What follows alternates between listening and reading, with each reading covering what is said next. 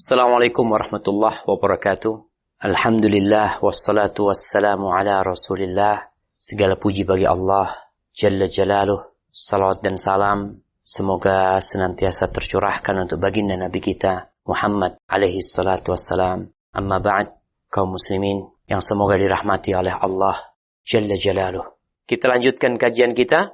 Wa an Urwata an Aisyah radhiyallahu anha annaha kanat taqul والله يا ابن أختي إن كنا لننظر إلى الهلال ثم الهلال ثم الهلال ثلاثة أهلة في شهرين وما أوقد من أبيات رسول الله صلى الله عليه وسلم نار قلت يا خالة فما كان يعيشكم قالت الأسودان التمر والماء إلا أنه قد كان لرسول الله صلى الله عليه وسلم جيران من الأنصار وكانت لهم منائح وكانوا يرسلون إلى رسول الله من ألبانها فيسقينا متفق عليه. Dari Urwah, dari Aisyah radhiyallahu anhuma, bahwasanya dia berkata, wahai keponakanku, demi Allah kami pernah melihat bulan, lalu bulan, dan kemudian bulan, 3 kali dalam 2 bulan. Sedangkan di rumah-rumah Rasulullah sallallahu alaihi wasallam tidak dinyalakan api sama sekali. Kutanyakan, wahai bibiku, jika demikian, maka makanan apa yang dapat menghidupkan kalian? Dia menjawab, 2 makanan hitam, yaitu kurma dan air. Hanya saja waktu itu Rasulullah sallallahu alaihi wasallam mempunyai tetangga dari kalangan Ansar. Mereka mempunyai hewan perahan. Mereka sering mengantarkan air susunya untuk Rasulullah, sehingga kami pun diberinya minuman dengannya. Muttafaqun alaih. Nih, kalau di hadis yang pertama berkaitan dengan gandum. Nggak pernah makan 2 malam gandum. Artinya roti gandum itu nggak pernah malam 2 hari atau 3 malam sampai kenyang. Di hadis ini dijelaskan lebih parah lagi. Bagaimana Aisyah radhiyallahu ta'ala anha bercerita kepada keponakannya tentang rumah tangga Rasulullah sallallahu alaihi wasallam, tentang isinya rumah Nabi alaihi salatu wassalam. Maka dikatakan kita tuh ngelihat hilal sampai 3 kali. Kenapa hilal? Hilal ini pertanda awal bulan. Makanya umat Islam kalau mau masuk Ramadan, lihat hilal.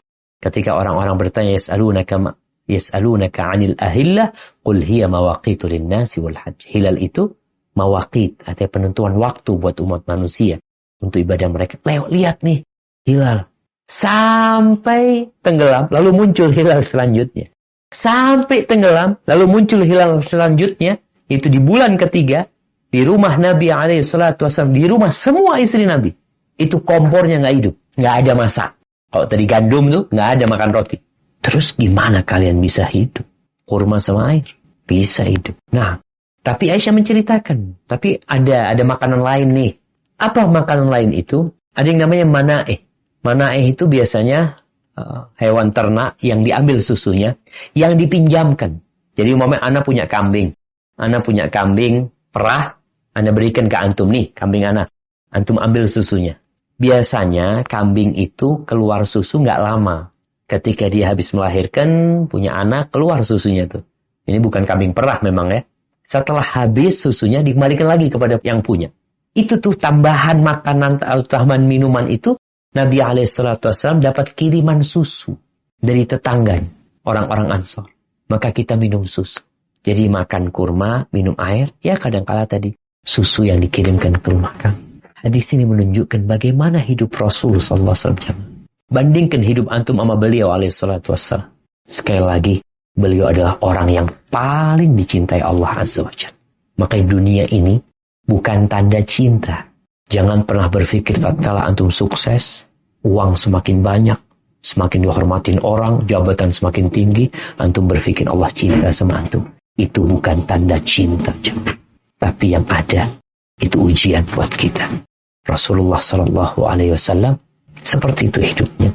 Dan dalam hadis ini juga ada anjurannya supaya kita peduli sama tetangga kita. Mungkin ada di antara mereka yang susah. Kalau masak itu bagi-bagilah sama tetangga. Rasulullah SAW dapat tuh bagian susu dari tetangga-tetangganya. Jamaah rahimakumullah, itu yang bisa kita kaji. Semoga ilmu yang kita kaji hari ini berguna buat kita dan bisa kita amalkan dalam kehidupan kita. Dan semoga Allah menerima amalan kita. Sampai berjumpa kembali. Barakallahu fiik. Wassalamualaikum warahmatullahi wabarakatuh.